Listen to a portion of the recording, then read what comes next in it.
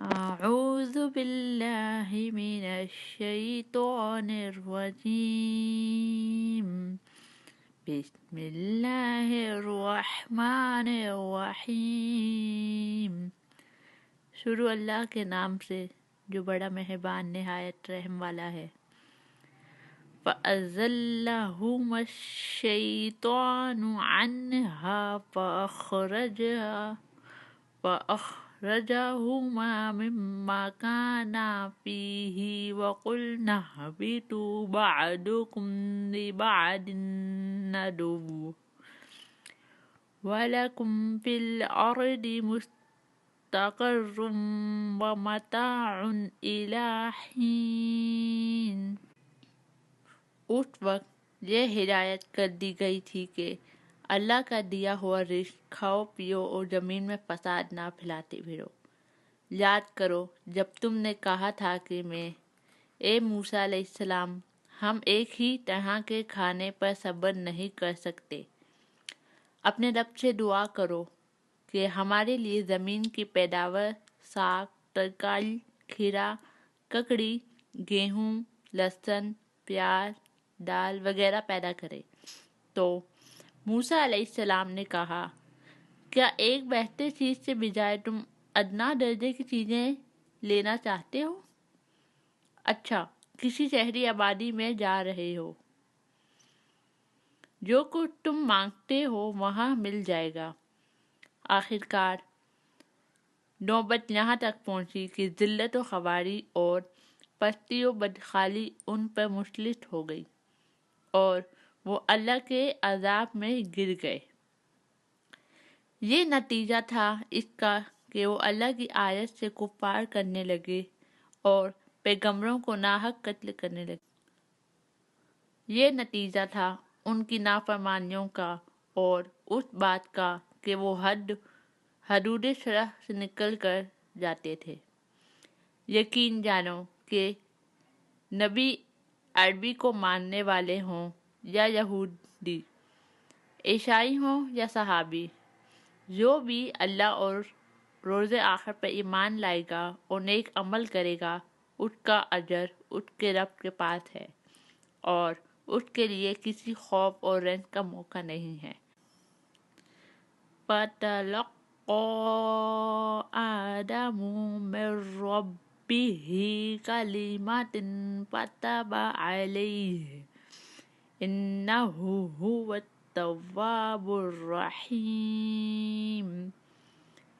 قُلْنَا اهْبِطُوا مِنْهَا جَمِيعًا فَإِمَّا يَأْتِيَنَّكُم مِّنِّي هُدًى فَمَن تَبِعَ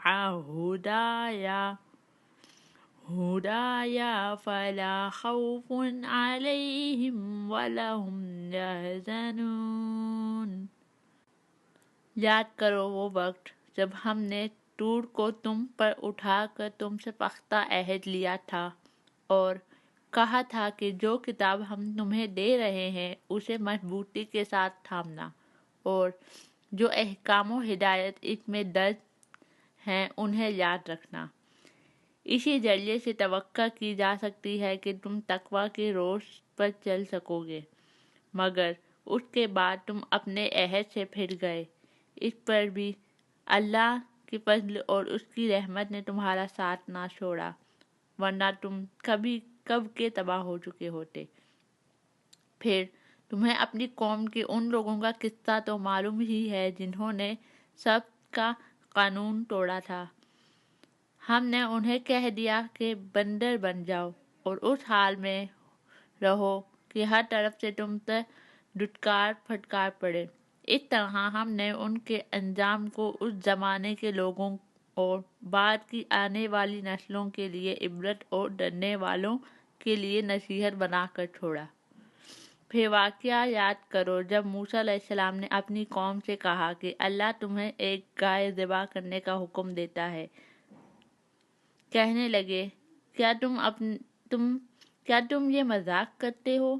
موسیٰ علیہ السلام نے کہا، میں اس سے خدا کی پناہ مانگتا ہوں کہ جاہلوں کی باتیں کرو۔ بولے، اچھا، اپنے رب سے درخواست کرو کہ وہ ہمیں اس گائے کی اس گائے کی کچھ تفصیل بتائیں۔ موسیٰ علیہ السلام نے کہا، اللہ کا ارشاد ہے کہ وہ ایسی گائے ہونی چاہیے جو نہ بوڑھی ہو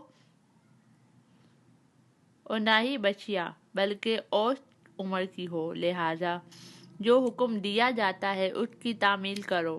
پھر کہنے لگے، اپنے رب سے یہ اور پوچھ دو کہ اس کا رنگ کیسا ہو۔